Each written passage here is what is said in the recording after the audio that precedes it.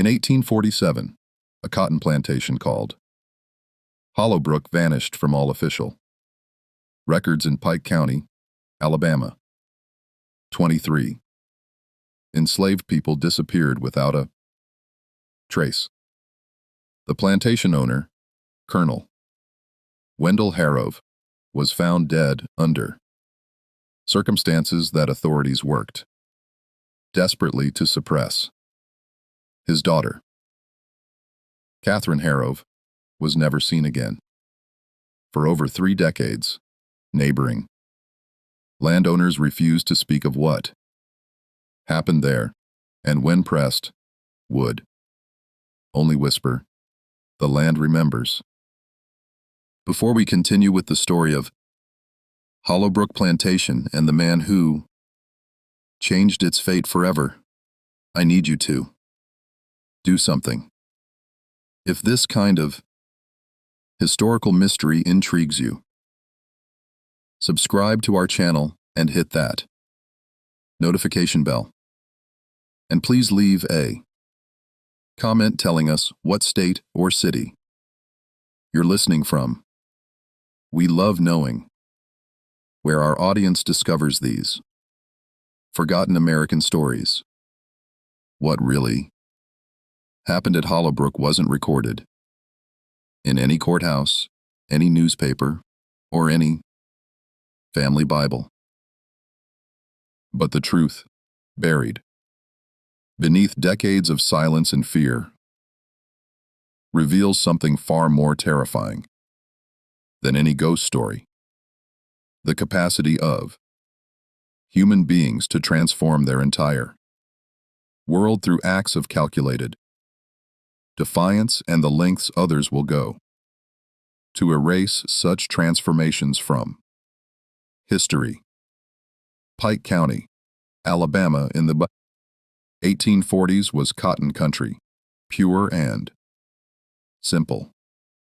The soil ran red with iron oxide, rich and fertile, stretching for miles under a canopy of pine and oak.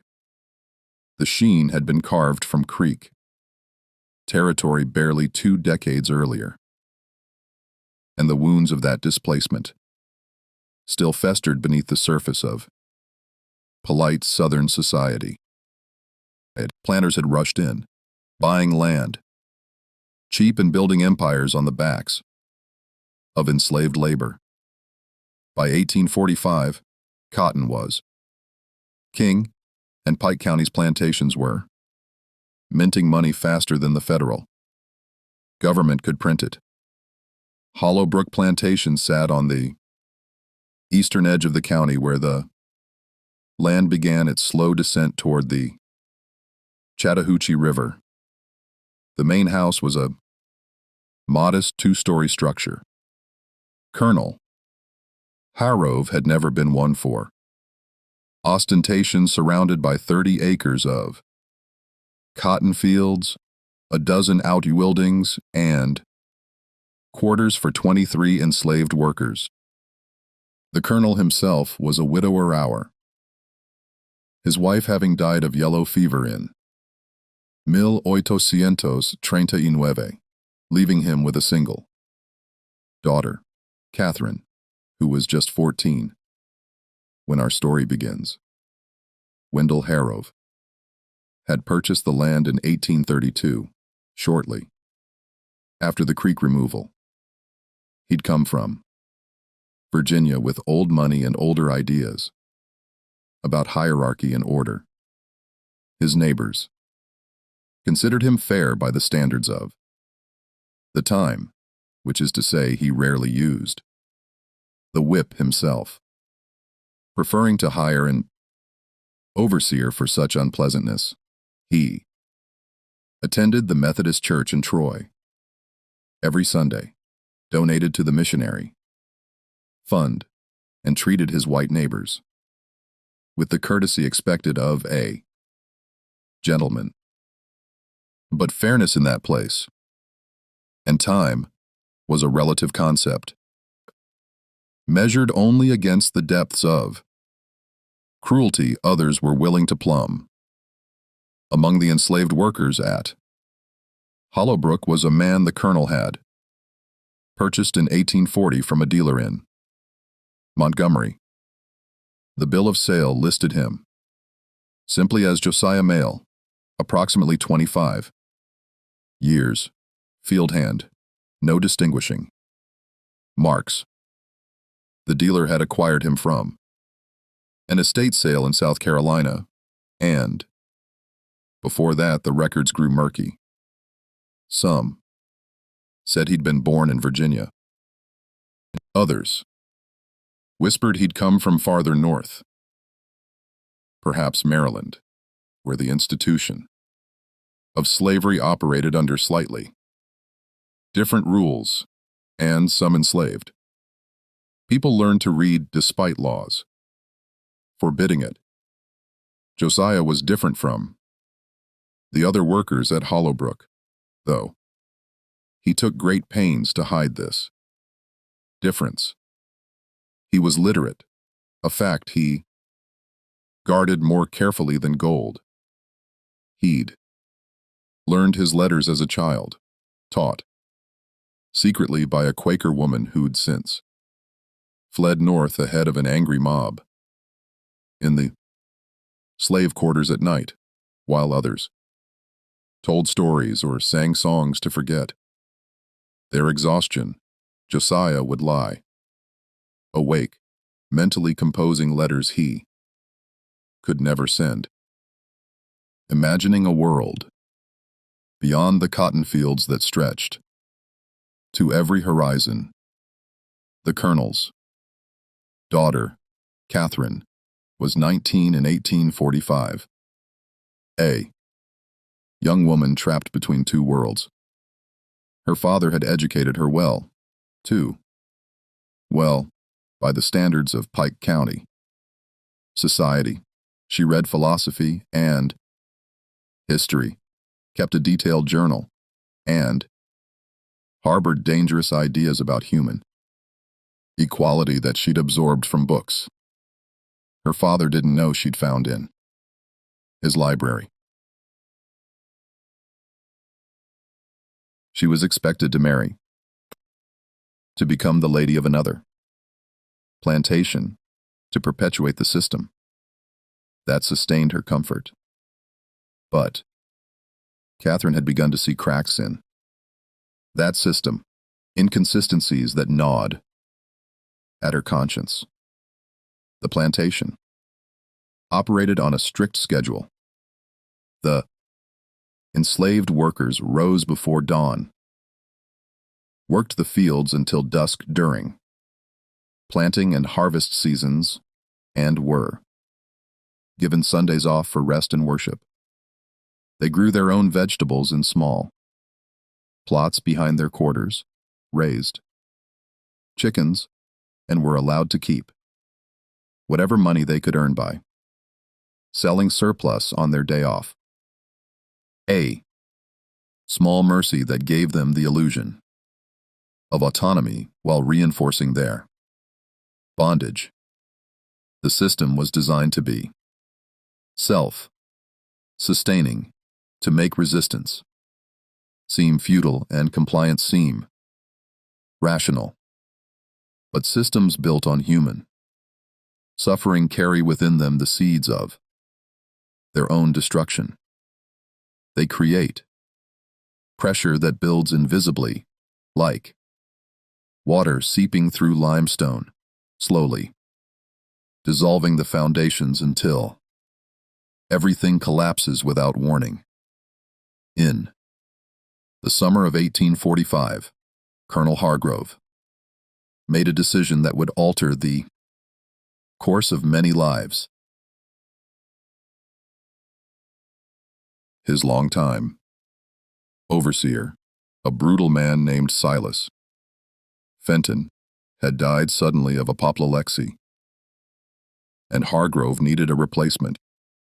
Rather than hire another white overseer, which would cost him precious capital, he decided to promote from within. He chose Josiah. The decision shocked the other enslaved Workers and scandalized Harovs. Neighbors. An enslaved man as overseer. It was practically unheard of in that region, though not without precedent elsewhere. But Hargrove had his reasons.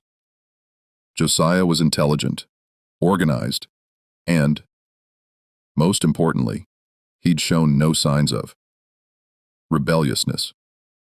The colonel believed that giving Josiah a position of limited authority would make him invested in the plantation. Success would turn him into an ally rather than a potential threat. It was a catastrophic miscalculation. Josiah accepted the position with the appropriate display of gratitude and humility. He moved into the overseer's cottage, a small structure separate from both the main house and the slave quarters, and began his new duties.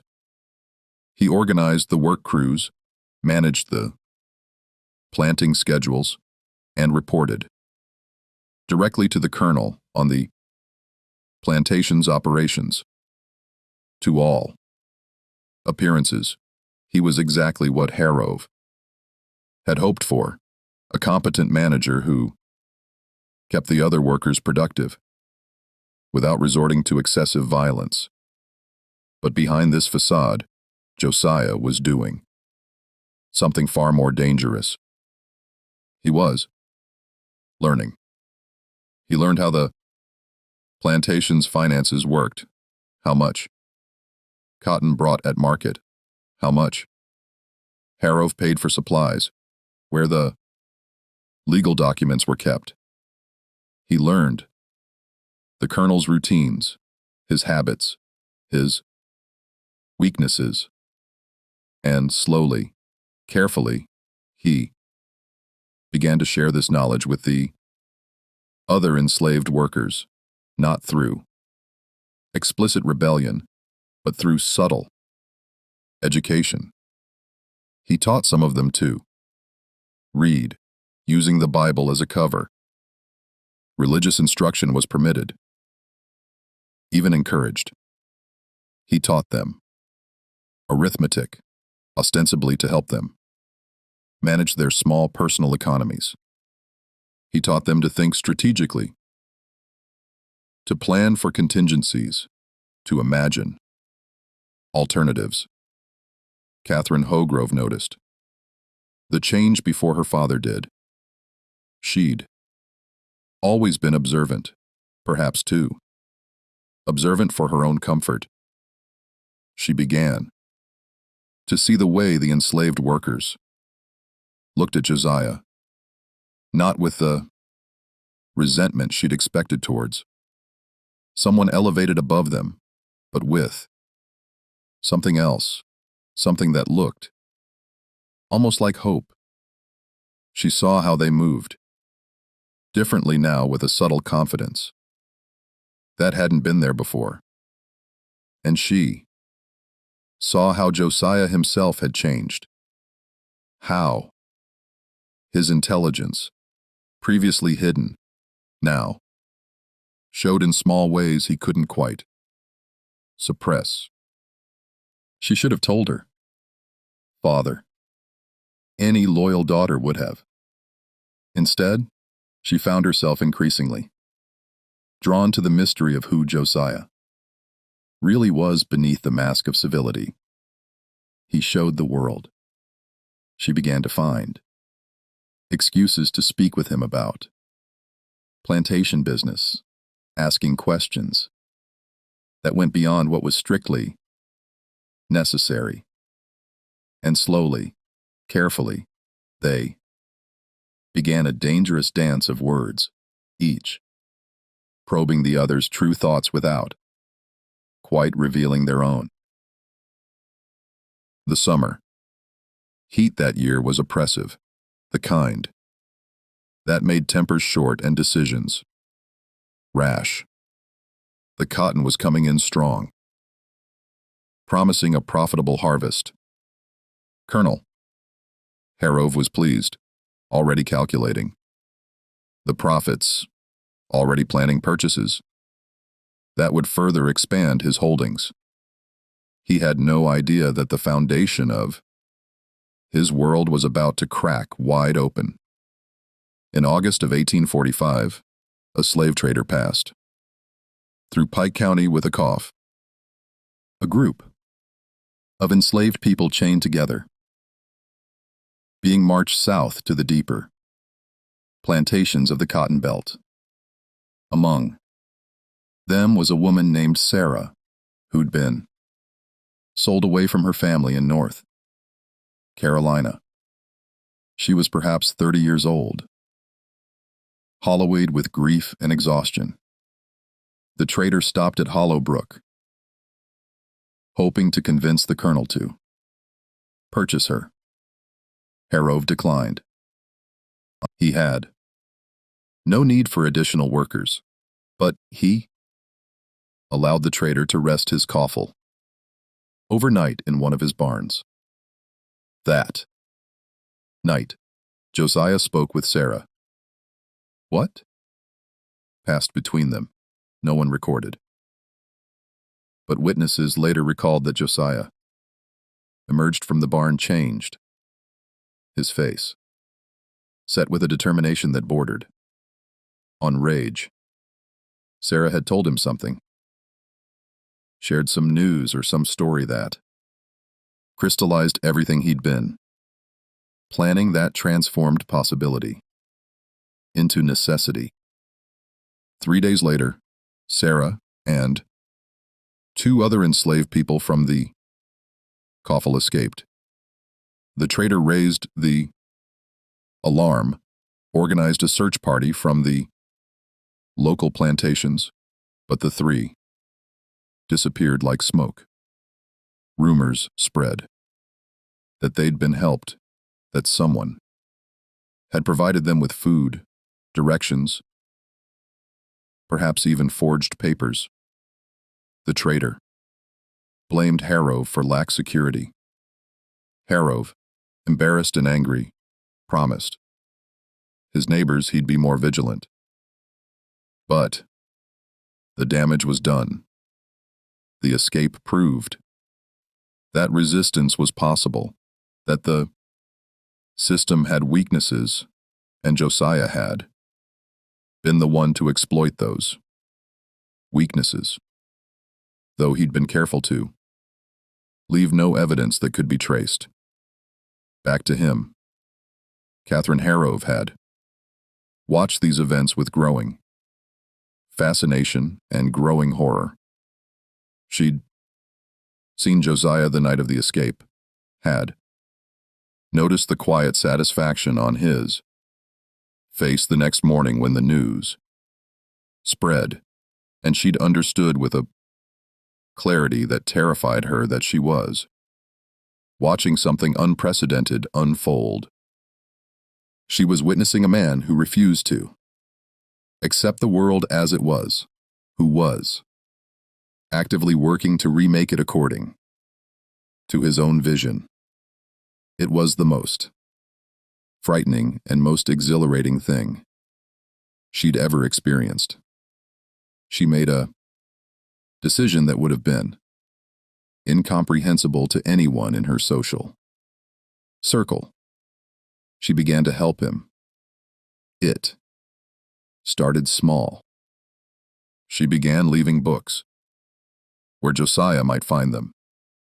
Treatises on democracy, accounts of the Haitian Revolution, philosophical arguments about natural rights and human dignity. She never acknowledged what she was doing, and he never acknowledged finding them. But the books disappeared and reappeared, their pages marked with careful fingerprints. They began to have conversations that skirted the edges of treason, discussing hypothetical situations, abstract principles, never quite saying what they both understood. The autumn of 1845 passed in a strange state of suspended tension. The cotton was harvested and sold, bringing Colonel Hargrove the profits he'd anticipated. He began making plans for the next year, talking about clearing more land, perhaps purchasing 2 or 3 more workers to expand operations. The plantation hummed along with its usual rhythms, but beneath the surface, something fundamental had shifted. In November, a circuit preacher came through Pike County, a Methodist minister named Reverend Thomas Strickland, who traveled from plantation to plantation offering religious services to enslaved workers. The colonel allowed him to preach at Hollow Brook, as he always did. Religion was considered a pacifying influence, teaching enslaved people to accept their lot and look forward to rewards in the afterlife. But Reverend Strickland's sermon that Sunday was different. He spoke about the book of Exodus, about Moses leading his people out of bondage, about the walls of Jericho falling when the people refused to accept their oppression. His words were coded, careful, but their meaning was clear to anyone listening with the right ears. After the service, he spoke privately with Josiah for nearly an hour. What they discussed, no one knows for certain. But when the Reverend left, he carried with him several letters Josiah had written to be delivered to contacts in the north. Winter came to Pike County, bringing with it a cold that was unusual for Alabama, sharp and biting. The work in the field slowed, giving the enslaved workers more time in their quarters, more time to talk, to plan, to organize. Colonel Hargrove noticed nothing amiss. Why would he? His workers were productive, obedient, and his overseer was managing everything efficiently. He spent his evenings by the fire, reading newspapers from Montgomery and Mobile, following the growing national debate over slavery's expansion into new territories. He considered himself a moderate on the issue, believing that the institution would gradually fade as it became economically unviable, a comfortable delusion that let him sleep well at night. Catherine, meanwhile, was losing sleep. She'd crossed too many lines, gone too far to turn back. She'd become, whether she fully acknowledged it or not, a collaborator in whatever Josiah was planning, and she still didn't know exactly what that was, only that it was building towards something momentous, something that would shatter the fragile piece of Pike County like a stone through glass. Just when it seemed the tension couldn't build any higher, when the weight of secrets and plans and unspoken alliances threatened to suffocate everyone involved, something happened that changed everything.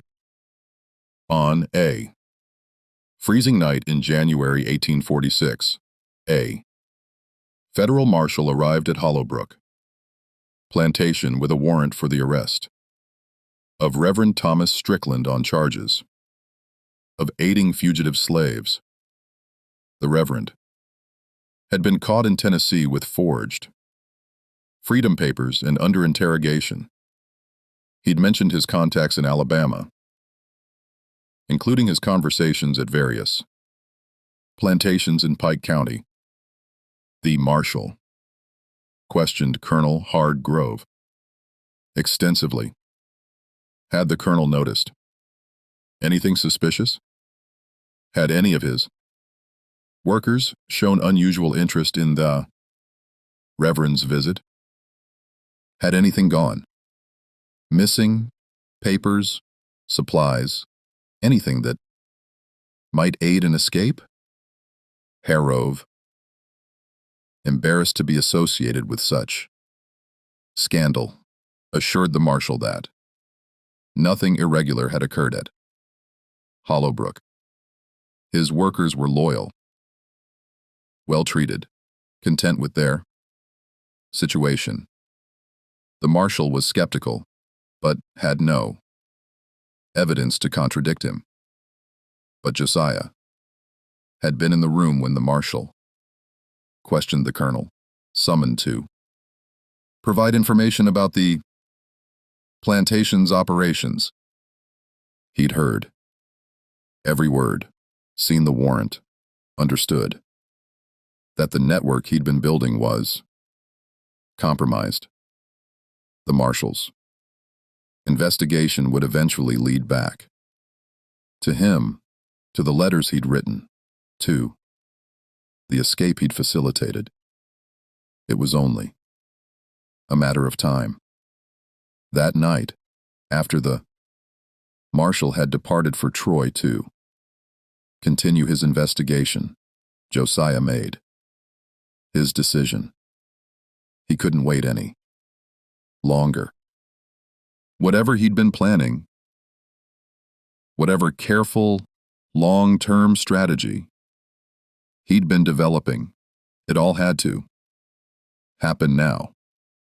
Immediately before the authorities closed in, he called a meeting in the quarters after midnight, when the colonel and Catherine were asleep.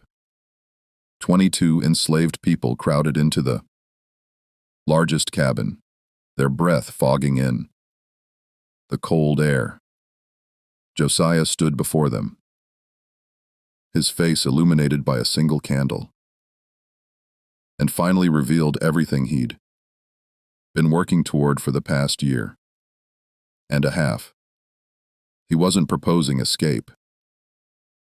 Escape was temporary, a running that would never end, always looking over their shoulders for the catchers and their dogs. He was proposing something far more radical, something that had never been successfully attempted in the Deep South. He was proposing that they take control of Hollowbrook Plantation and transform it into a free settlement, defended by force if necessary, sustained by their own labor, governed by their own laws. It was madness. It was impossible. It would bring down the full fury of every plantation owner in Alabama, would summon the militia, perhaps even federal troops. They would all die or be sold so deep into the cotton country that they'd never see daylight again. But one by one, the 22nd enslaved people in that cabin raised their hands in agreement. They'd already lost everything that mattered.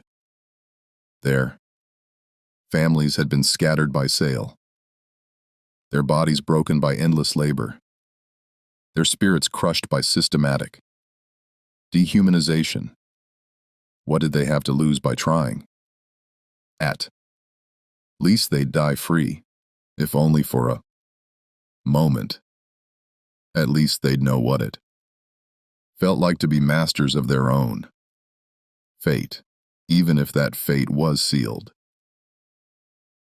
Josiah laid out his plan. It was detailed, carefully considered, frighteningly thorough. He'd been preparing for this moment for longer than anyone had realized. accounting for every contingency, every possible response from the white power structure that surrounded them. It would require perfect timing, absolute commitment, and a willingness to do things that none of them had ever imagined themselves capable of doing. The first step was to secure the plantation itself. That meant dealing with Colonel Harrove. In the hour before dawn on January 14th, 1846, Josiah entered the main house using the key he'd been given as overseer. He walked through the silent rooms, past the portraits of Harrove ancestors, past the furniture imported from Charleston, past all the trappings of wealth built on stolen labor. He climbed the stairs to the colonel's bedroom.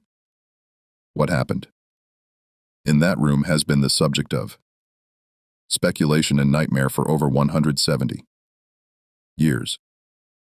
The official version, pieced together from later testimony, was that the colonel woke to find Josiah standing over him and reached for the pistol he kept by his bedside.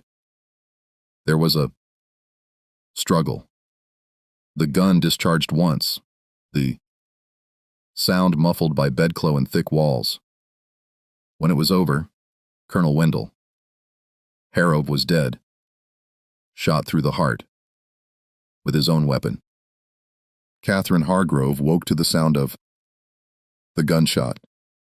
She found Josiah in her father's room, standing perfectly still, the smoking pistol in his hand, the colonel's body on the bed. For a long moment, neither of them spoke. Then, Josiah said the words that would define everything that came after. "I'm sorry. You had to see this, but it's done now. And there's no going back. You have a choice to make." She should have screamed. She should have run to the nearest neighbor, raised the alarm, seen him hanged from the nearest tree. Instead, she looked at her father's body, thought about the life that had been laid out for her like a predetermined path, thought about the books she'd read and the principles she'd claimed to believe in. And she said, "What happens now?"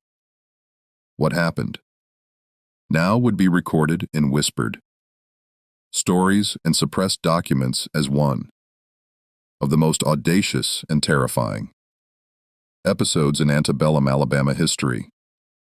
A story so dangerous that those who knew it worked actively to erase it from the record lest it inspire others to similar acts of defiance. If you're feeling the weight of this moment, if this story has grabbed you by the throat and won't let go, do me a favor, hit that like button. Share this video with someone who appreciates real American history, and subscribe so you never miss stories like this. Now, let's discover what happened next at Hollowbrook Plantation. The first thing Josiah did was secure the plantation's records, all the deeds, bills of sale, correspondence, and financial documents that Colonel Hargrove had kept in his study. These papers were power, proof of ownership, proof of debts, proof of the entire legal structure that had sustained the plantation. Josiah understood that to truly transform Hollowbrook, he needed to understand and manipulate the systems that governed it. Catherine helped him. She knew where everything was kept. Knew her father's business better than he'd realized. Together, they gathered every document that mattered, every piece of paper that could be used against them or for them. Then they did something extraordinary. They began to forge new documents. Catherine's handwriting was refined, educated, almost identical to her father's formal script. Over the course of that first day, while the other workers secured the plantation's boundaries and prepared for whatever response might come, Catherine sat at her father's desk and created an entirely new reality on paper. She wrote a will backdated by 6 months in which Colonel Harrow freed all his enslaved workers and left the plantation to be managed collectively by them with Catherine as a silent partner. She wrote letters to business associates, explaining that the colonel had experienced a religious conversion and was implementing a radical new labor system. She wrote promissory notes and debt forgiveness letters carefully, designed to create confusion and buy time. It was fraud, of course, criminal, conspiracy. But in that moment, legality seemed like a distant concern. They were rewriting the rules, creating a new social order from scratch, and they needed every advantage they could manufacture. The colonel's body was buried quickly and quietly in the plantation's small family cemetery with a simple marker that read Wendell Harrow, 1791, 1846. He sought understanding. No one from neighboring plantations was informed. No funeral was held. The official story, should anyone ask, would be that the colonel had died peacefully, in his sleep, and Catherine was managing the estate according to his final wishes. For the first week, nothing happened. No neighbors came calling. No authorities investigated. Pike County was large and Hollowbrook was somewhat isolated on the county's eastern edge. The nearby plantations were far enough away that the sound of a single gunshot wouldn't have carried. The enslaved people who'd worked at Hollowbrook simply disappeared from the broader community's awareness, as if they'd never existed. During that week, Josiah and the others implemented the structure he'd been planning for months. They divided the cotton fields into individual plots, giving each person responsibility for their own section. They established a council to make collective decisions about the plantation's operations. They created a system for sharing resources and labor, for protecting each other, for building something that looked like a community rather than a prison. Catherine found herself in a strange position. She was the only white person on the plantation, the colonel's daughter, legally the owner of everything around them. But she'd chosen to align herself with Josiah's revolution. And that choice had transformed her into something her society had no name for, neither master nor enslaved, neither oppressor nor oppressed. existing in a liminal space. That terrified and exhilarated her in equal measure. The relationship between Catherine and Josiah during this period defies easy categorization.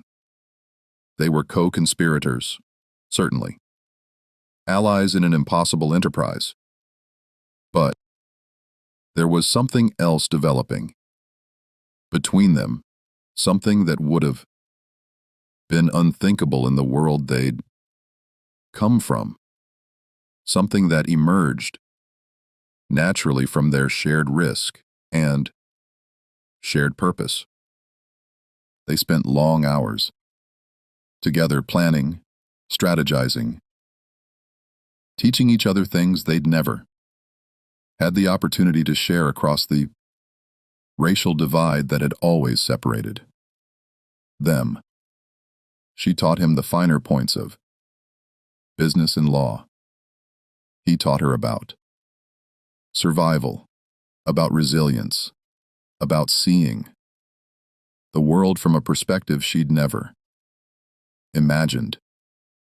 The other workers watched this, developing relationship with mixed feelings.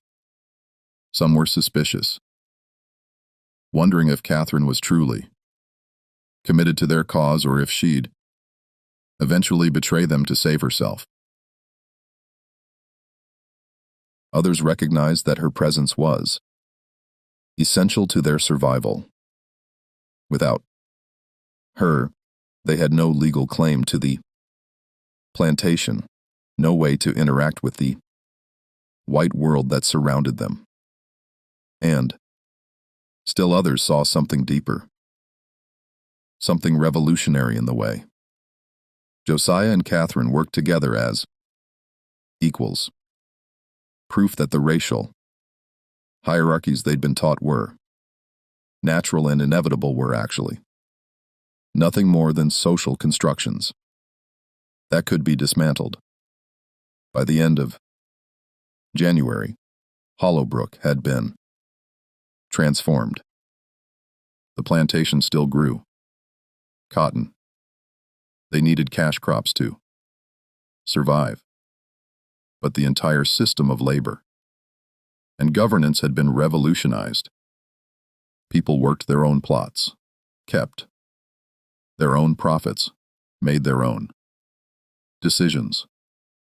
They held nightly meetings to discuss strategy, to debate the best ways to proceed, to prepare for the response that would inevitably come. That response came in early February, when a cotton broker from Troy arrived at Hollowbrook expecting to meet with Colonel Hargrove about the spring planting. He was met instead by Josiah, who introduced himself as the plantation's new manager and explained that the colonel had retired from active involvement in the business. The broker was skeptical. It was highly unusual for a plantation to be managed by anyone other than its white owner, but Josiah presented him with papers bearing what appeared to be Harrove's signature, authorizing the new arrangement. The broker left confused, but not alarmed. He gossiped about the strange situation at Hollowbrook when he returned to Troy, sparking curiosity among the town's merchants and planters. Within a week, several of Harrove's business associates sent letters asking for clarification about his plans. Catherine responded to each letter in her father's name, keeping the fiction alive, buying more time. But time was running out. In early March, a neighboring planter named Marcus Shipp decided to pay a personal visit to Hollowbrook. Shipp owned a large plantation to the north and had been friends with Colonel Harrove for years. He'd been troubled by the rumors coming out of Pike County and wanted to see for himself what was happening at his old friend's estate. He was turned away at the property line by 3 of Josiah's men who told him politely but firmly that Colonel Hargrove was ill and receiving no visitors. Ship was outraged. He demanded to speak with the colonel to see Catherine to understand what was happening on the plantation. When the men refused to let him pass, he threatened to return with the county sheriff. That night, Josiah called an emergency council meeting.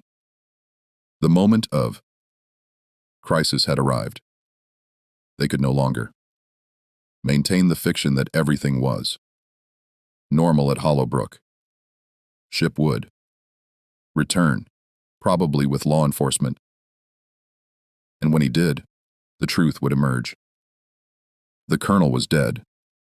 The plantation was being run by its former enslaved workers, and Catherine had conspired with them to commit fraud on a massive scale. They debated their options deep into the night. Some argued for immediate flight, abandoning the plantation and heading north before they could be captured. Others wanted to fight to defend Hollowbrook against anyone who tried to take it from them. A few suggested sending an emissary to the state capital, trying to negotiate some kind of legal settlement that would legitimize their position. Josiah listened to all these suggestions, then proposed something different. They would, he argued, tell the truth, or at least a version of it that might be believable. They would admit that Colonel Hargrove had died, but they would present Catherine as the sole heir, who had decided to implement her late father's progressive vision for the plantation.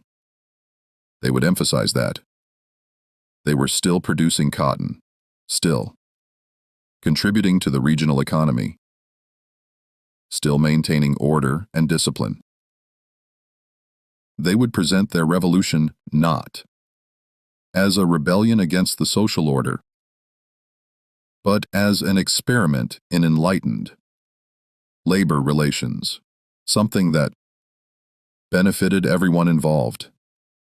It was a desperate gambit built on lies and hopes, and the slim chance that profit motive might overcome racial prejudice, but it was the only plan that didn't end in either flight or bloodshed. Catherine agreed to play her part. She would be the face of Hollowbrook, the respectable white woman who'd inherited her father's estate and was trying to honor his unconventional final wishes.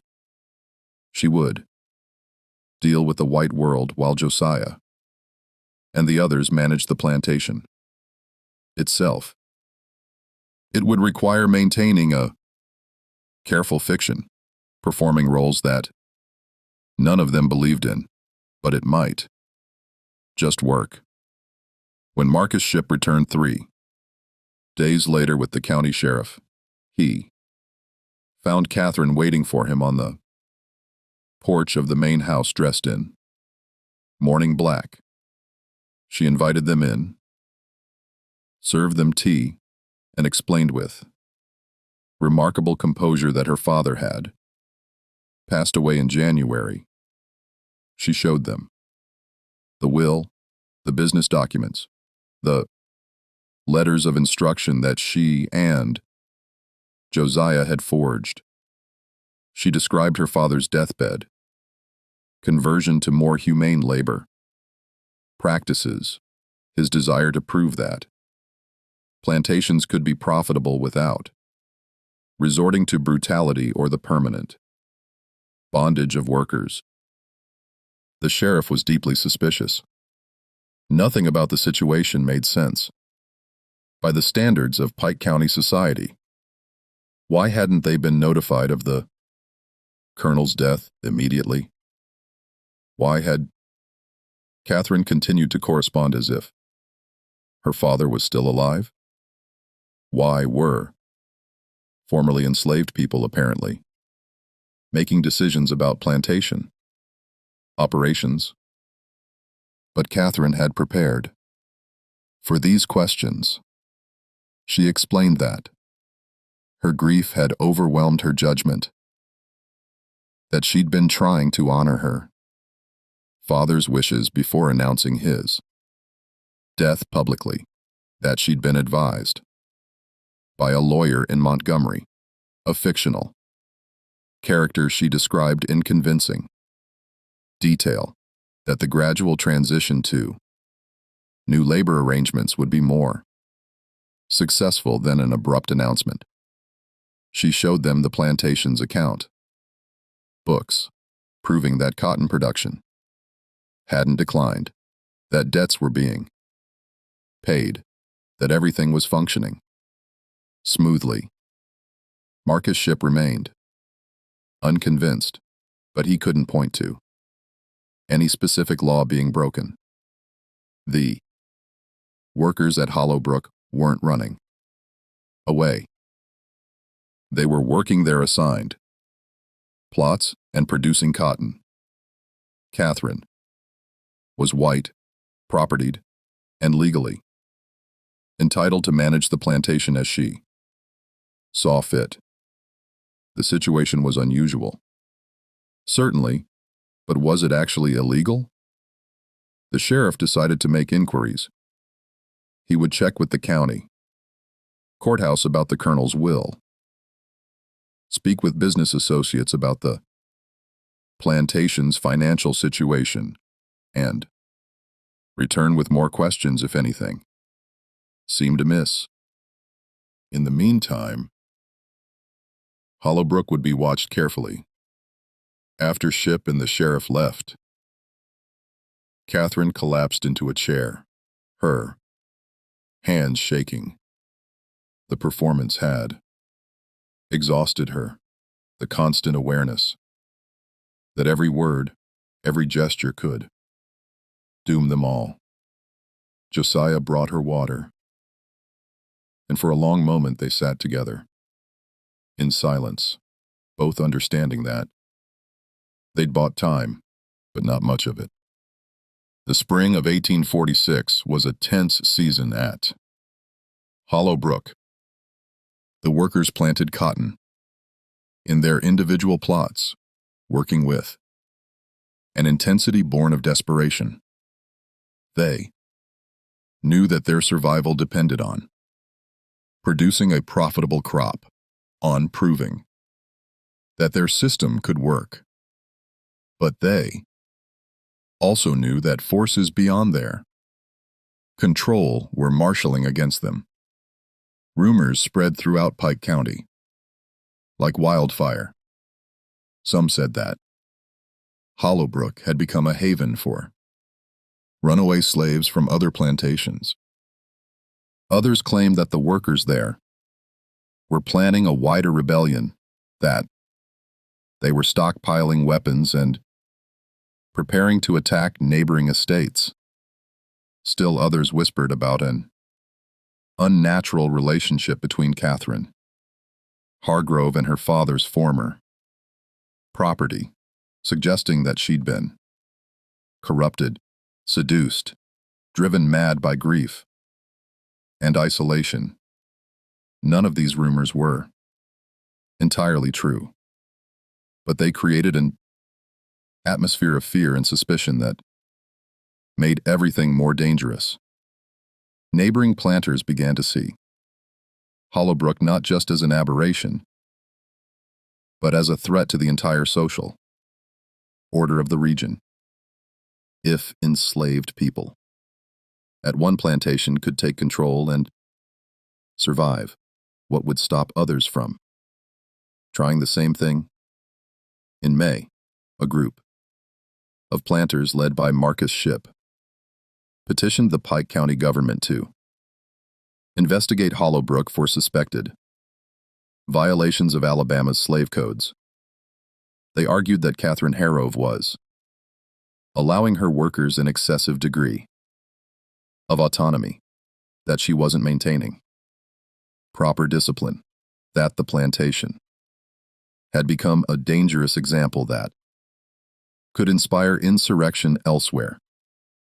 The county responded by sending a magistrate to inspect Hollowbrook's operations. The magistrate, a careful man named Horace Kellerman, arrived without warning on a humid morning when the cotton plants were just beginning to show their first bolls. He spent 2 days at the plantation, observing the work, routines, examining the living conditions, questioning both Catherine and several of the workers about their arrangements. What Kellerman found confused him. By the standards of Alabama law, nothing at Hollowbrook was technically illegal. The workers were not free. Catherine maintained legal ownership of them, presenting the required documentation to prove her claims. But their actual living and working conditions were unlike anything he'd seen before.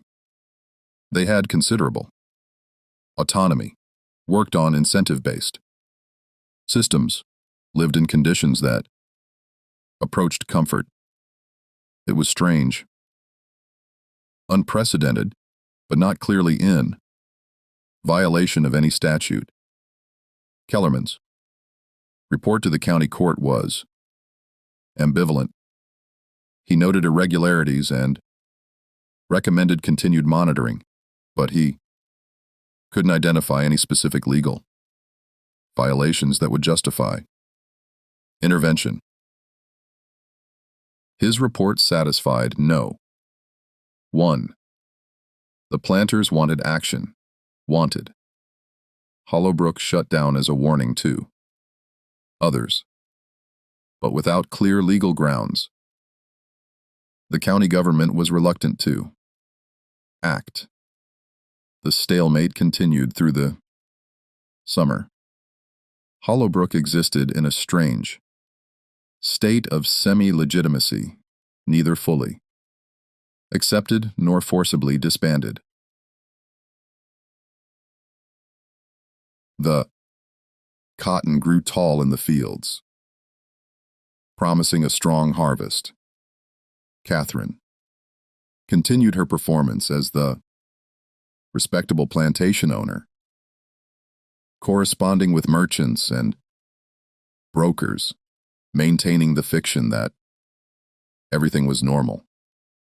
Josiah managed the daily operations, coordinating the work crews, ensuring that every aspect of their operation ran smoothly enough to deflect criticism. And slowly, carefully, the relationship between Catherine and Josiah evolved beyond conspiracy into something deeper. They were from worlds that were never supposed to touch, bound by laws and customs designed to keep them perpetually separate. But those laws and customs had no power in the space they'd created at Hollowbrook. There, in the isolation of their revolutionary community, they found themselves drawn together by shared purpose, shared risk, and a growing recognition that they understood each other in ways neither had ever experienced with anyone else. By midsummer, their relationship had become intimate. It was the final transgression, the ultimate violation of every social norm that governed their world. If discovered, it would bring down consequences that would make everything else seem trivial by comparison. But in the privacy of the main house, away from watching eyes, they found moments of connection that felt like freedom, like proof that the world they were trying to build was possible. The harvest came in September, and it was abundant. The workers brought in their cotton, ginned it, and prepared it for market. The plantation's account books showed a profit that exceeded what Colonel Harrove had typically earned, proof that their system of individually managed plots and incentive-based labor was not just idealistic, but economically viable. Josiah and Catherine decided to use this success as leverage. They began corresponding with merchants in Mobile and Montgomery, proposing long-term contracts that would give Hollowbrook stability and legal standing.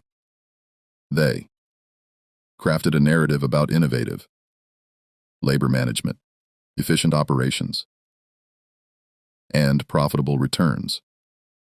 Everything the market valued, carefully omitting the revolutionary social arrangements that made these results possible. Some merchants were intrigued. The cotton from Hollowbrook was high quality, and profit had a way of making people overlook irregularities. A few contracts were signed, giving the plantation a degree of legitimacy in the broader economic system. But just as it seemed Hollowbrook might survive, might actually establish itself as a functioning community, events beyond their control intervened. In October, Milok Audahundra Firtiosex, a runaway slave from a neighboring plantation, appeared at Hollowbrook's boundaries, seeking shelter. His back was crisscrossed with whip scars, his feet bleeding from days of running through forests and swamps. He begged for help, for sanctuary, for anything that might keep him from being dragged back to the hell he'd escaped. Josiah and the council faced an impossible choice. If they turned him away, they would be betraying everything they claimed to believe in, abandoning someone who desperately needed their help. But if they sheltered him, they would be violating laws against harboring fugitives, giving their enemies exactly the justification they needed to destroy Hollowbrook. They chose to help him. They hid him in one of the outbuildings, treated his wounds, gave him food and rest. They knew it was reckless, knew it might be the mistake that doomed them all, but they couldn't bring themselves to do otherwise. The runaway's former owner, a particularly brutal planter named Silas Hammond, organized a search party. He had every legal right to pursue his property, and he had no intention of letting this particular slave escape. The man knew too much about Hammond's activities, had witnessed things that could ruin Hammond's reputation if they became public. The search party arrived at Hollowbrook 3 days after the runaway had sought shelter there. They demanded permission to search the plantation, claiming they had reliable information that their fugitive was being harbored. There. Catherine refused, asserting her property rights and demanding they produce a warrant before entering her land. It was a legally sound position, but it bought them only hours. Hammond returned that same evening with the county sheriff and a properly executed search warrant. They swept through Hollowbrook systematically, checking every building, every hiding place. They found the runaway in a storage shed, cowering behind bales of cotton. Hammond's fury when he found his property was terrifying to witness.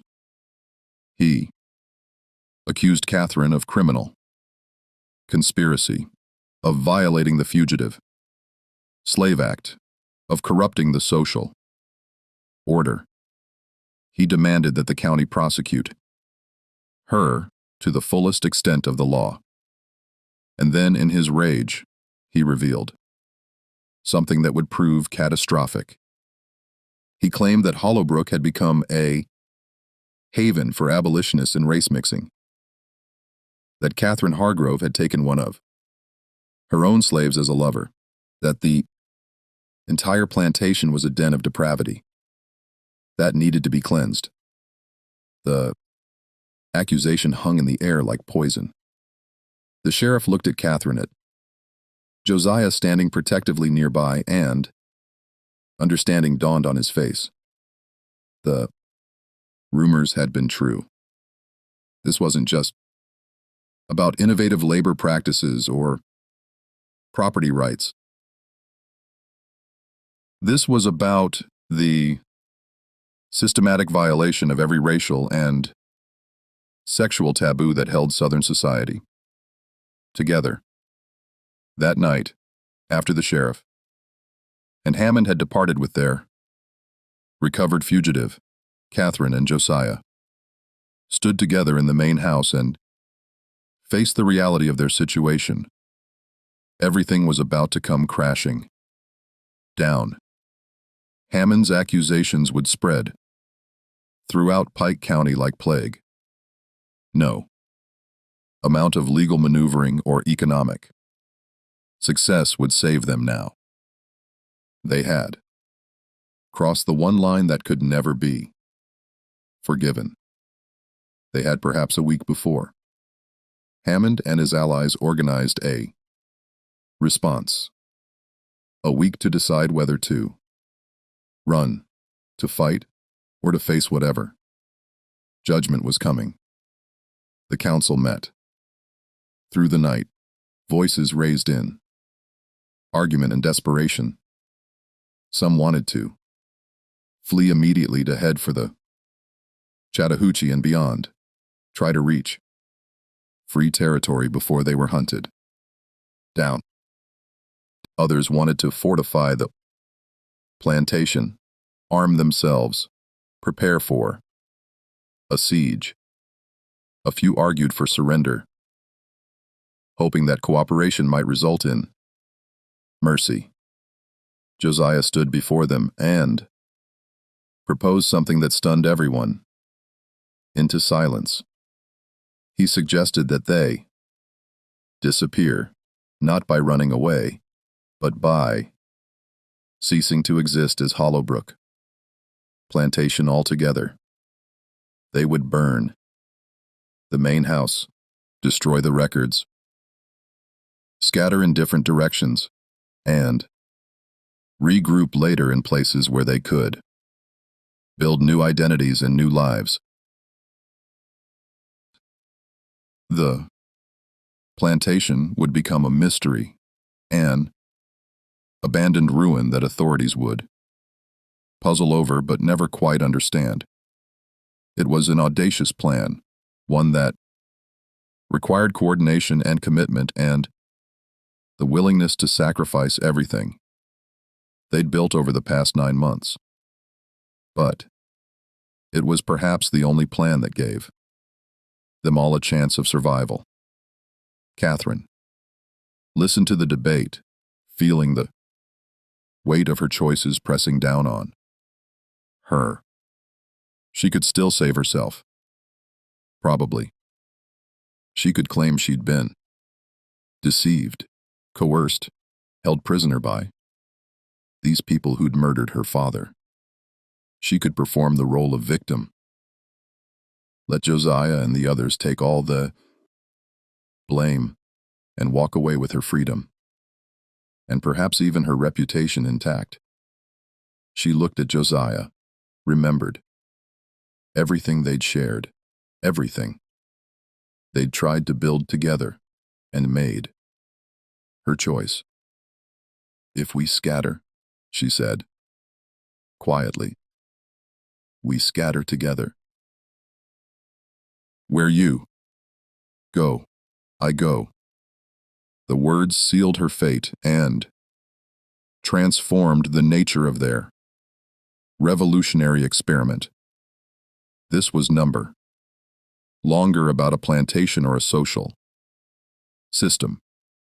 It had become about something more fundamental, about the possibility of connection across lines that were supposed to be absolute, about the power of choice to remake identity itself. They had 4 days to implement their plan, 4 days to gather supplies, forge new documents, create new identities for 24 people. 4 days to prepare for a disappearance so complete that it would baffle investigators for generations. On the night of November 3rd, 1846, Hollowbrook Plantation burned. The fire started in the main house, spread to the outbuildings, consumed the gin house and the cotton stores. By morning, nothing remained but smoking ruins and questions that would never be satisfactorily answered. If this story has grabbed you, if you need to know how this incredible tale ends, help us reach more people who love these hidden histories. Hit that like button, subscribe to the channel, and share this video with anyone who appreciates the complex, often uncomfortable truths about American history. Now, let's discover the final chapter of Josiah's revolution and what happened to the people of Hollowbrook. The official investigation into the fire at Hollowbrook Plantation was perfunctory and confused. When county authorities arrived, they found the plantation completely abandoned. Every building had burned to varying degrees. The slave quarters were empty, showing signs of hasty departure, but no evidence of violence. The main house was utterly destroyed with what appeared to be human remains found in the wreckage, later presumed to be Colonel Harrove, though the identification was never certain, given the fire's intensity. What most puzzled investigators was the systematic nature of the destruction. This hadn't been an accidental fire. Someone had deliberately burned the plantation's records, its cotton stores, its equipment, and then, even more mysteriously, everyone had vanished. Catherine Hargrove, Josiah the overseer, and all 22 enslaved workers. No bodies were found beyond the presumed remains in the main house. No witnesses reported seeing anyone leave. It was as if 24 people had simply dissolved into smoke along with the plantation. Buildings. Marcus Shipp and Silas Hammond pressed for a full investigation.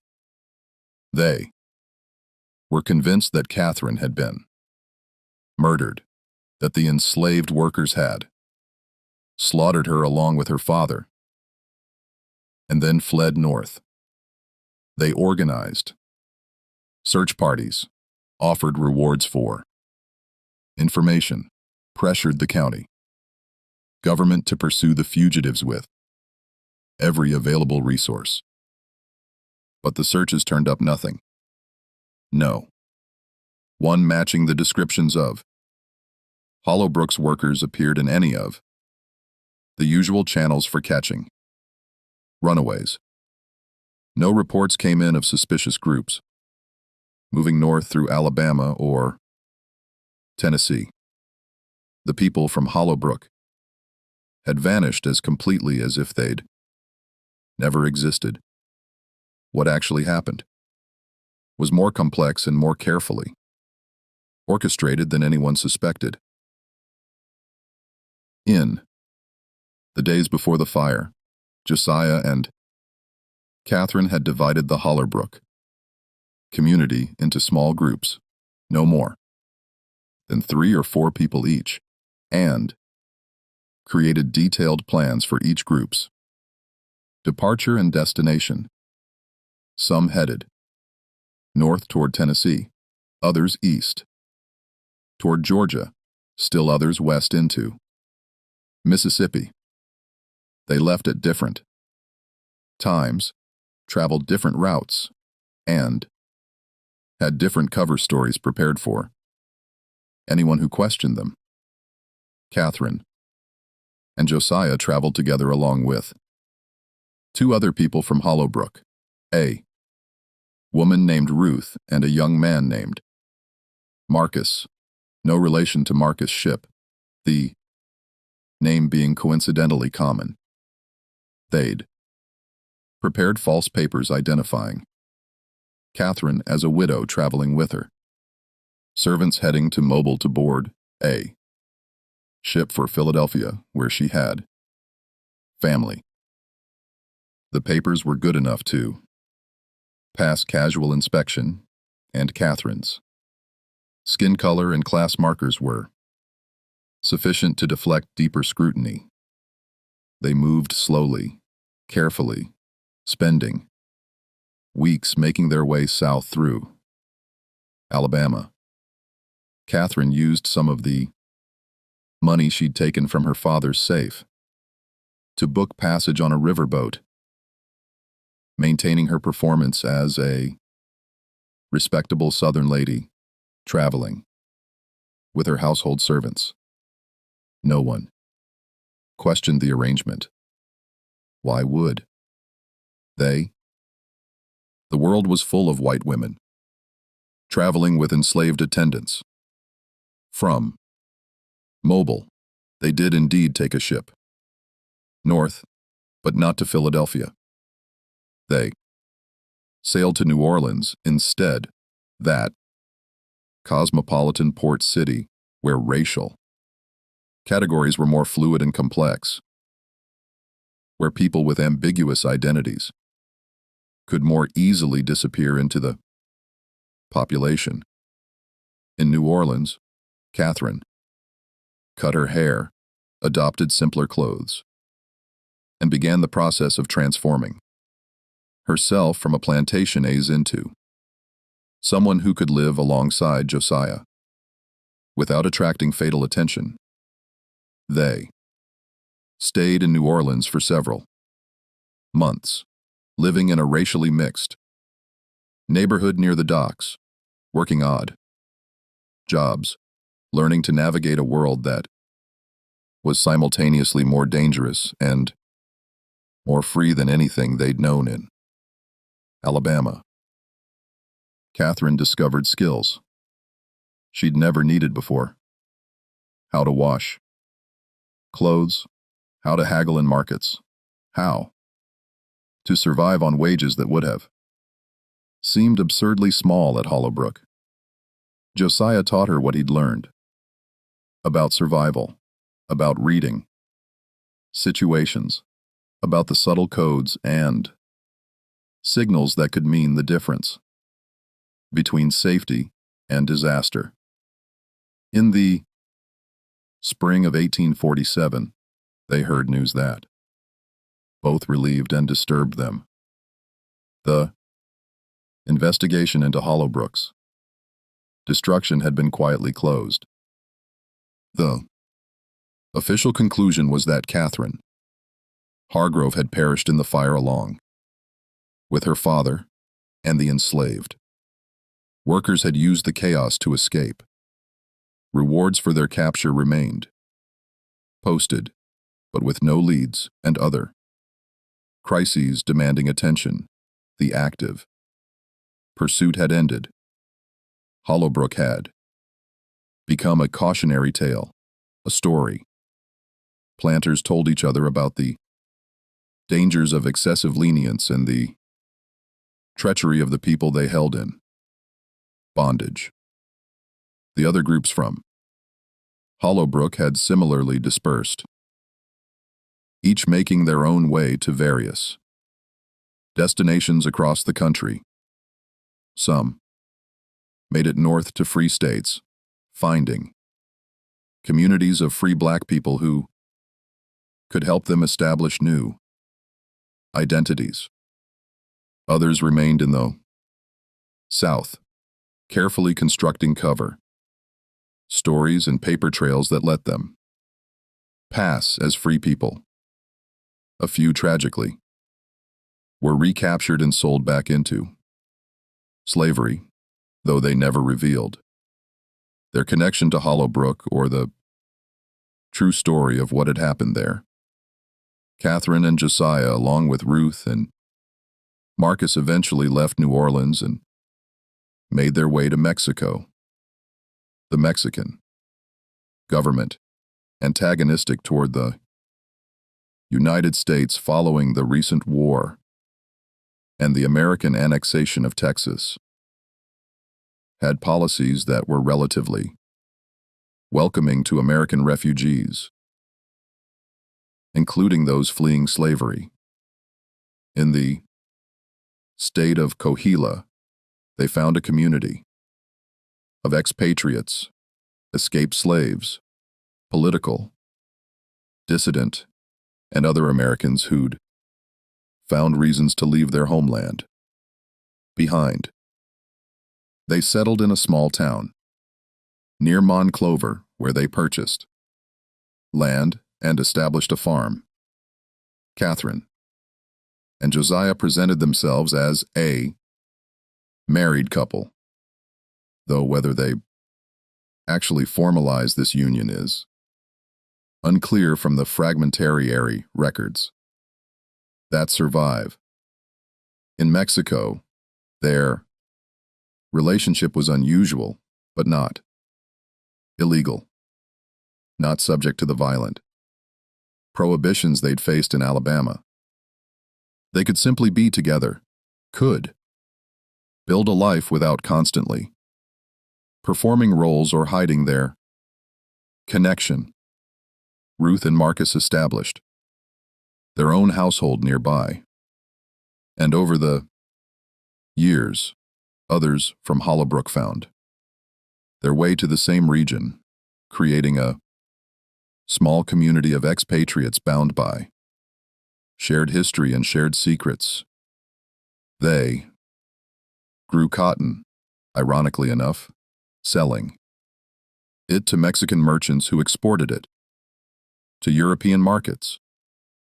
They built houses, raised children, and gradually integrated into the local population through marriage and adoption of Mexican cultural practices. Catherine never used her family name again. She took the name Clara Era Mendes, a fiction that let her move through her new world without the weight of her past constantly threatening to drag her down. She learned Spanish fluently, converted to Catholicism, and became, by all appearances, simply another expatriate farmer's wife in Coahuila. But she never forgot Hollowbrook. Never. Forgot the 9 months when she'd tried to build something revolutionary. Never. Stopped wondering about the people who'd scattered from that burning plantation and where they'd ultimately ended up.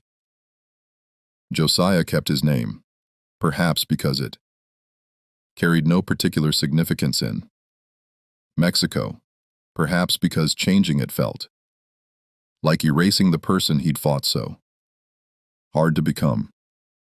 He was respected in their community as a farmer and organizer, someone who could negotiate with local authorities and Mexican merchants who understood both American and Mexican ways of doing business. He taught his children to read and write in both English and Spanish, determined that they would have the opportunities he'd been denied. The community they built in Coahuila lasted for several decades.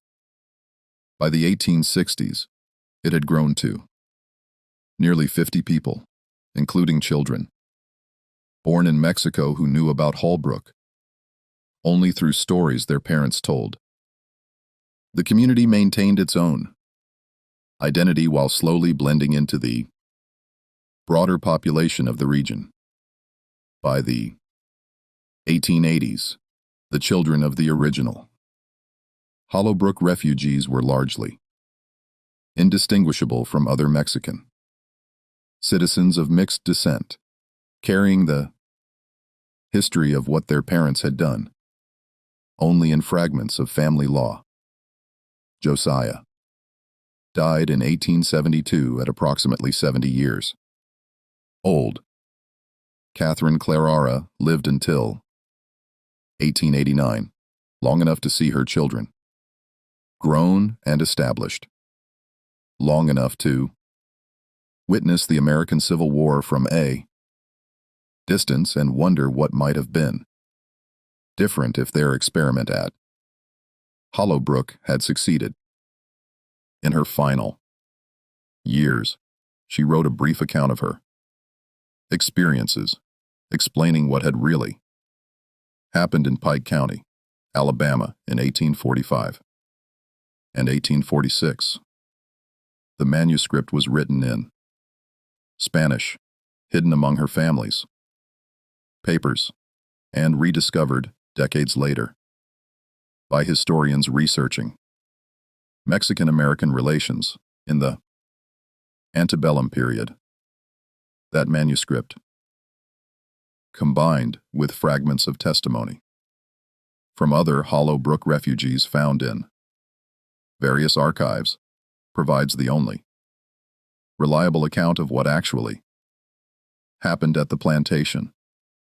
It reveals a story far more complex and unsettling than the official narrative of rebellion and destruction. A story about people who'd tried to create an alternative to the South's plantation system, who'd briefly succeeded and who'd been forced to literally burn their experiment to the ground and flee when the system they'd challenged proved too powerful to overcome. Back in Pike County, Hollowbrook Plantation was never rebuilt. The land reverted to the state when no heirs came forward to claim it. The ruins remained visible for years, gradually being reclaimed by the Alabama forest. By the 1870s, nothing remained but scattered foundation stones and the plantation cemetery where Colonel Hargrove's grave marker still stood, bearing its cryptic inscription. He sought understanding. The story of what happened at Hollowbrook became local legend, told in whispers and half-truths. Some claimed it had been destroyed by abolitionists from the North, part of a conspiracy to undermine slavery. Others insisted it had been. Divine punishment for Heroes. Tolerance of disorder and race mixing. A. Few told darker tales, speaking of curses and hauntings, of Hargrove's ghost, wandering the burned ruins searching for his traitorous daughter. But no one who knew the full truth spoke it openly. The story was too dangerous, too threatening, to the social order that had reasserted itself after the Civil War. Even after slavery ended, the idea that enslaved people had successfully taken control of a plantation, that they'd operated it profitably as free workers, that a white woman had willingly joined their cause and abandoned her class position.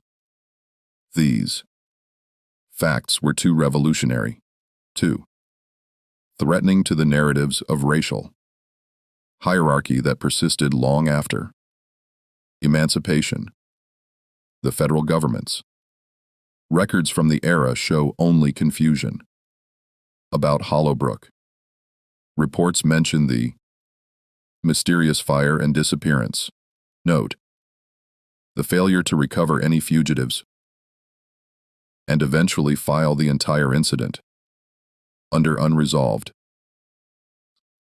The Freedmen's Bureau, established after the Civil War to assist formerly enslaved people, had no record of anyone from Hollowbrook ever seeking assistance, which makes sense.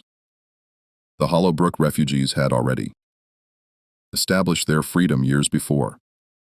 The government was willing to acknowledge such freedom as legitimate. In the 20th century, historians occasionally stumbled across references to Hollowbrook in their research, but without Catherine's manuscript or testimony from the survivors, they had no way to piece together what had actually occurred. The incident appeared in a few academic papers as a footnote, one of many minor mysteries from the antebellum period. Interesting, but ultimately insignificant. It was only in the 1970s that a Mexican historian named Dr. Elena Vasquez, researching the history of American refugees in Coahuila, discovered Catherine's manuscript among papers donated to a regional archive by one of her descendants. Dr. Vasquez recognized the document's significance and began the painstaking process of verifying its claims and reconstructing the full story of Hollowbrook Plantation. Her research confirmed that a plantation by that name had existed in Pike County, that it had burned under mysterious circumstances, and that everyone associated with it had disappeared without explanation. She traced the descendants of several Hollowbrook refugees, finding scattered evidence that supported Catherine's account. Family stories, material, artifacts, patterns of migration that matched the narrative in the manuscript. Dr. Vasquez published her findings in 1982 in a Spanish-language historical journal, then in an English translation. In 1985, the article caused a minor sensation among historians of slavery and antebellum America, but it never penetrated mainstream consciousness. The story was too complex, too ambiguous in its implications, too resistant to simple narratives of either heroic resistance or tragic victimization. What happened at Hollowbrook Plantation challenges comfortable assumptions about the antebellum South. It reveals that enslaved people were capable not just of individual resistance or violent rebellion, but of sophisticated social organization, of economic management, of creating functioning alternative societies when given the opportunity. It shows that some white Southerners were capable of recognizing the humanity of enslaved people and joining causes that contradicted everything their society stood for. It demonstrates that the plantation system's stability depended not on its efficiency or inevitability, but on constant enforcement through legal violence and social pressure. The story also reveals the limitations of such resistance. Hollowbrook succeeded, briefly, but only in isolation. And even that limited success required them to ultimately destroy what they'd built and flee. The system was too powerful, too entrenched, too willing to use violence to maintain itself. Individual plantations could be transformed, but the entire social order could not be overturned without the kind of massive upheaval that would only come with the Civil War. Josiah and Catherine's relationship adds another layer of complexity to the story. Their partnership violated every racial and sexual taboo of their society. Yet, it was fundamental to Hollowbrook's brief success. Catherine's legal status and race gave the plantation a veneer of legitimacy that protected it for months. Josiah's intelligence and organizational skills made the transformation possible. Together, they proved that the racial categories their society treated as absolute and natural were actually social constructions that could be refused, even at tremendous cost. But their relationship was also deeply shaped by the unequal power structures they'd inherited. Catherine had been Josiah's legal owner, even if she'd chosen not to exercise that ownership. The dynamics of their partnership, however genuinely affectionate, were still influenced by the profound asymmetries of their social positions. The freedom they found together in Mexico was real, but it required them to completely abandon the world they'd come from to become different people in a different place. Their relationship wasn't a simple triumph over prejudice. It was a complex negotiation of power, privilege, and possibility under extraordinary circumstances. The ultimate fate of the other Hollowbrook refugees remains largely unknown. Some certainly succeeded in building new lives, passing as free people, establishing families and communities in places far from Alabama. Others were undoubtedly less fortunate, recaptured or dying in the attempt to reach safety. Still others likely remained in the South, carefully hiding their past, navigating the dangerous landscape of slavery with knowledge and skills they'd gained during their brief months of autonomy. What we know for certain is that none of them ever publicly acknowledged their connection to Hollowbrook. The story remained hidden because it had to remain hidden. Revelation would have meant death or re-enslavement, would have brought retribution not just on the refugees themselves, but on anyone who'd helped them or knew their secrets. The silence was survival. Today, the site of Hollowbrook plantation is privately owned land, largely returned to forest. No historical marker commemorates what happened there. The County Historical Society's records mention the plantation only in passing, noting its existence and mysterious destruction without elaborating on the circumstances.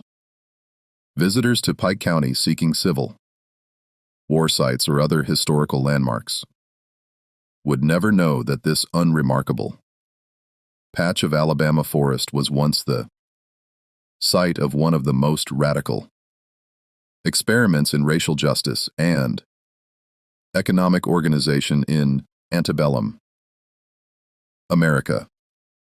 Dr. Vasquez's research has inspired a small number of scholars to investigate similar cases. Other plantations where unexpected alliances formed, where alternative arrangements emerged briefly before being suppressed or destroyed. These investigations have revealed that Hollowbrook, while unique in its specifics, was part of a broader pattern of resistance and experimentation that has been largely erased from popular understanding of the antebellum period. The story of Hollowbrook forces us to reconsider our assumptions about that era. We tend to think of the antebellum South as monolithic, as a society where the lines between enslaved and free, black and white, were absolute and uncrossable. Hollowbrook reveals that these lines, while brutally enforced, were not as impermeable as we might imagine. People found ways to cross them, to build connections and communities that defied the categories imposed on them, even if those communities couldn't ultimately survive the violent response they provoked. Perhaps most significantly, the Hollowbrook story reminds us how much of history remains hidden. How many stories never make it into official records because they're too dangerous, too threatening to powerful interests. Catherine's manuscript survived by accident, discovered by a researcher looking for something else entirely. How many other such manuscripts exist, moldering in archives, waiting to be found?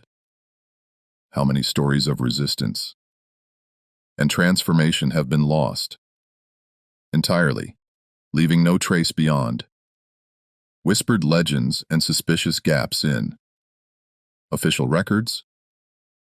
The people of Hollowbrook, Josiah, Catherine, Ruth, Marcus, and the 19 others whose names we know only from partial records, deserve to be remembered not as victims or symbols, but as complex human beings who made extraordinary choices under impossible circumstances. They created something remarkable, even if it lasted less than a year. They proved that alternatives to the plantation system were possible, even if those alternatives couldn't be sustained without fundamental changes to the entire social order. And they survived, most of them, by their intelligence and courage and willingness to give up everything they'd known for a chance at freedom. What do you think of this story? Do you believe everything has been revealed, Or are there still secrets buried in Pike County's red earth, waiting to be discovered? Does this kind of hidden history change how you understand the antebellum South and the possibilities for resistance that existed even in that oppressive system? Leave your comments below. I'd love to hear your theories and thoughts. If you found this tale as fascinating and disturbing as I did, subscribe to our channel, hit that notification bell, and share this video with someone who appreciates the complex, often uncomfortable truths about American history. These stories matter, and they need to be told, even when they challenge everything we thought we knew. Thank you for listening, and I'll see you in the next video.